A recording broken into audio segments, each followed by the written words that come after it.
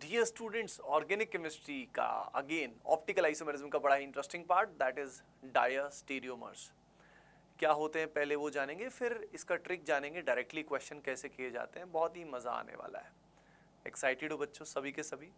देखिए, डायस्टीरियोमर्स का मतलब होता है वैसे तो पेयर ऑफ स्टीरियो आइसोमर्स, लेकिन पेयर ऑफ स्टीरियो आइसोमर्स अपने आप में सिग्निफाई डायरेक्टली कुछ करते नहीं, क्योंकि पेयर तो बहुत सारे पॉसिबल है। Pair can be optical isomer, pair can be geometrical isomer.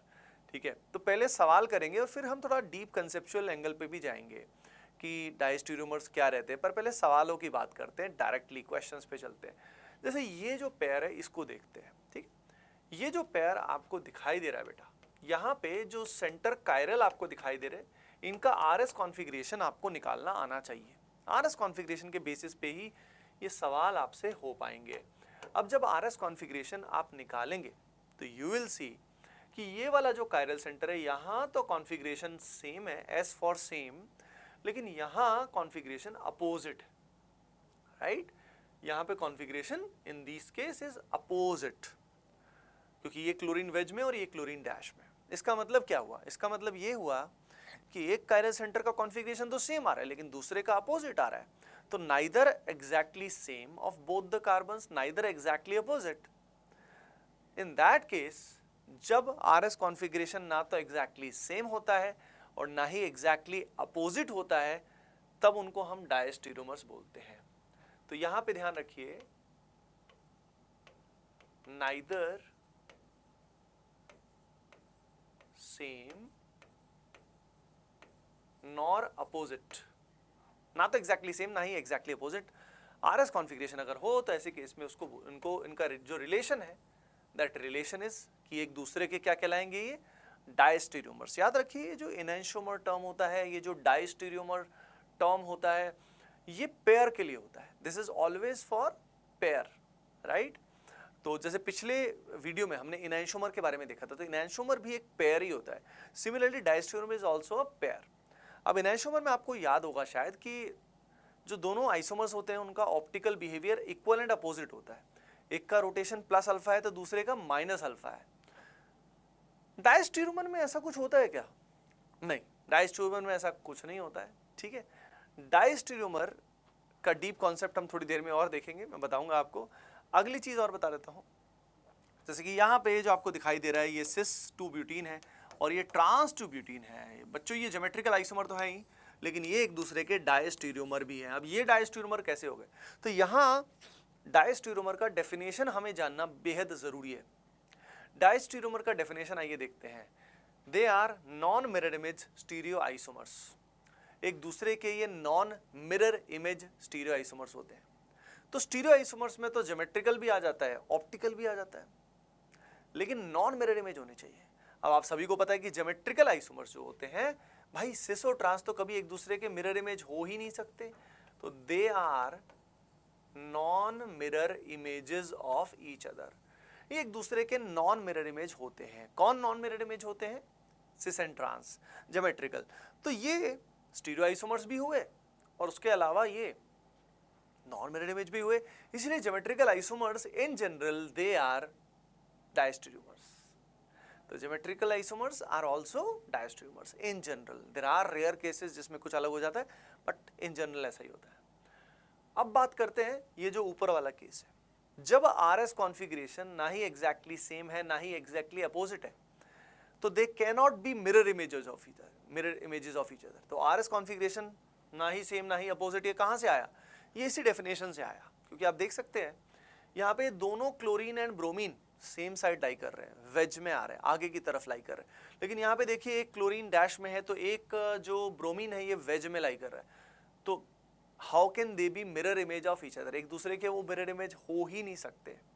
तो इन क्वेश्चंस को करने का डायरेक्ट हैक ये है कि अगर स्टीरियो आइसोमर्स प्रेजेंट है और आपको दिख जाएगा कि वो मिरर इमेज किसी भी एंगल से नहीं हो सकते, तो they are clearly the diastereomers. ठीक है, अब देखते हैं इस एग्जाम्पल को। इस एग्जाम्पल को सभी के सभी नोटिस करें। आप डायरेक्टली विद द ट्रिक इस सवाल को कर सकते हो। डायस्टीरियोमर्स को पहचानना सबसे आसान होता है। तो एक बार इसको देखिए, आइडेंटिफाई करिए, वीडियो को पॉज करें, पॉज करके एक बार ट्राई करें। Yes everybody, you can see very very clearly यहाँ पे जो दोनों आपको दिखाई दे रहे हैं बेटा, एक ट्रांस है तो दूसरा सिस है, और सिस और ट्रांस एक दूसरे के ज्योमेट्रिकल आइसोमर्स हैं and they are also diastereomers of each other. बात समझ में आई सभी को? चलिए अब इसके बाद फर्दर एग्जाम्पल से I think things will be more clear to you.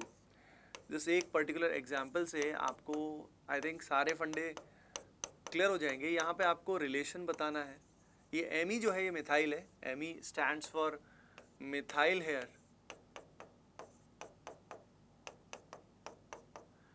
तो जो भी यहाँ दिया हुआ है इनके आपस में रिलेशन बताना है आपको। You have to tell the relation, और अभी करना है। ये आपका यूट्यूब होमवर्क नहीं है भैया, this is not the YouTube homework, ठीक है? तो एवरीबडी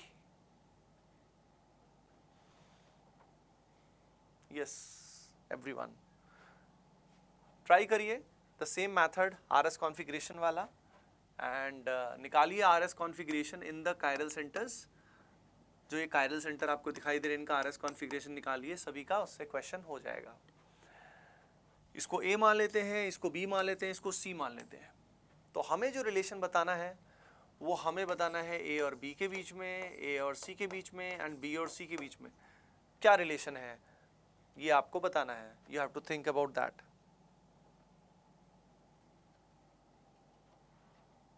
यस एवरीवन, जल्दी से करिए, दिमाग लगाइए।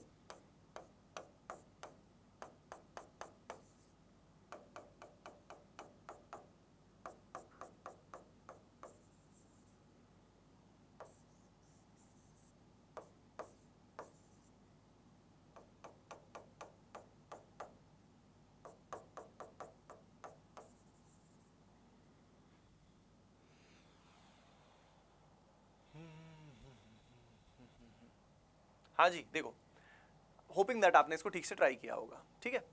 देखो ए और बी का बता देता हूँ रिलेशन। ए और बी का रिलेशन है बेटा डायस्टीरियोमर्स, ये डायस्टीरियोमर्स है। ए और सी का रिलेशन भी डायस्टीरियोमर है, और बी और सी क्या है? आइडेंटिकल है।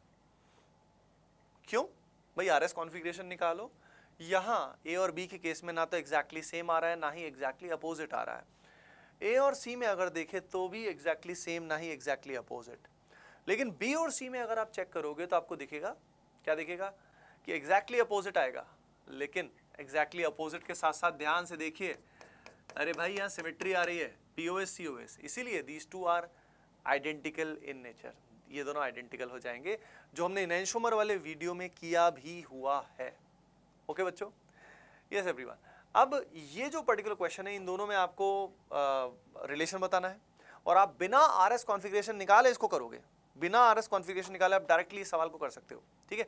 और कैसे आपने किया और इसका जवाब क्या है, कमेंट सेक्शन में सभी को इसका जवाब देना है। सही जवाब को पिन किया जाएगा।